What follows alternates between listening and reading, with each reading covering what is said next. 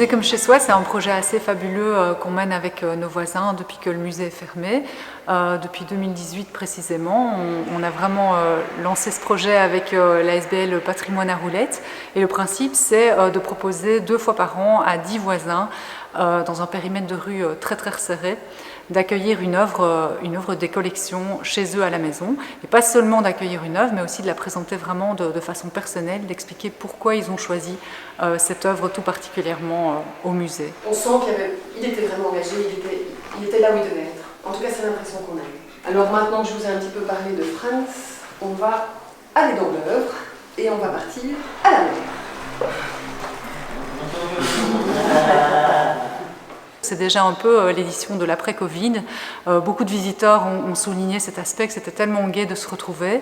Parce que aussi, musée comme chez soi, au fil des années, c'est devenu un moment vraiment de retrouvailles entre les voisins, entre les hôtes des éditions précédentes. Et il y a toujours vraiment cette curiosité, non seulement de découvrir des œuvres d'art, mais aussi d'aller à la rencontre de tous ces gens d'un quartier qui décident généreusement d'ouvrir leurs portes et de partager leur passion pour une des œuvres du musée. Alors ce qui est vraiment très gai aussi, c'est de voir à quel point tous ces voisins s'approprient vraiment aussi les œuvres et à partir du moment où ils viennent choisir l'œuvre au musée, commencent à construire tout un projet de présentation qui mûrit petit à petit, qui est réfléchi en famille. On a vu des enfants comme Alessio et sa maman qui proposaient des petits jeux avec des formes géométriques autour d'un tableau de Palorvat, et ça c'est vraiment magnifique parce que d'un coup on regarde le tableau d'une façon tout à fait différente. Un peu par hasard, on a découvert donc, cet artiste hongrois qui maintenant je pense qu'on aime beaucoup.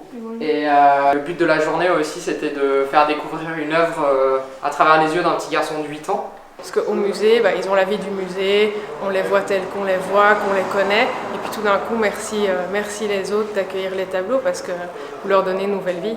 Ja, vandaag was een heel toffe dag. Het is echt een quasi magische ervaring eigenlijk. Heel ongewoon om zo een publiekstrekker in je huis te hebben.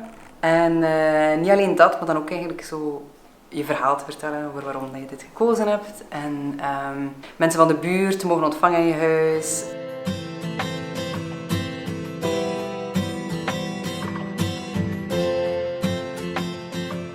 Vraiment aussi vraiment magnifique, c'est de voir à quel point tous nos voisins et voisines sont vraiment capables de faire parler les œuvres.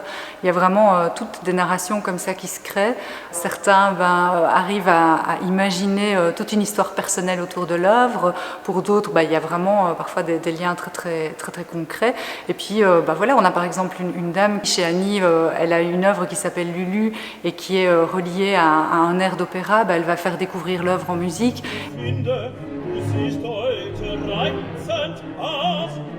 Et c'est aussi cette façon d'avoir des approches tellement variées qui, je crois, plaît vraiment au public de musée comme chez soi, ce rapport tellement personnel à l'œuvre. C'est très différent que d'aller les observer dans un musée. Il y a beaucoup de gens aussi de visiteurs qui mettent en évidence l'intérêt d'avoir une seule œuvre qu'on peut observer et autour de laquelle on prend le temps d'échanger avec le public, entre voisins.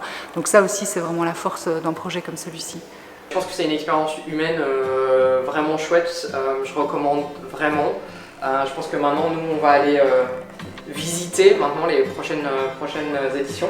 C'est une bonne façon pour nous d'arriver dans le quartier, puisqu'on est nouveau. Donc, comme ça, on découvre un peu les voisins et les amateurs d'art, donc c'est chouette.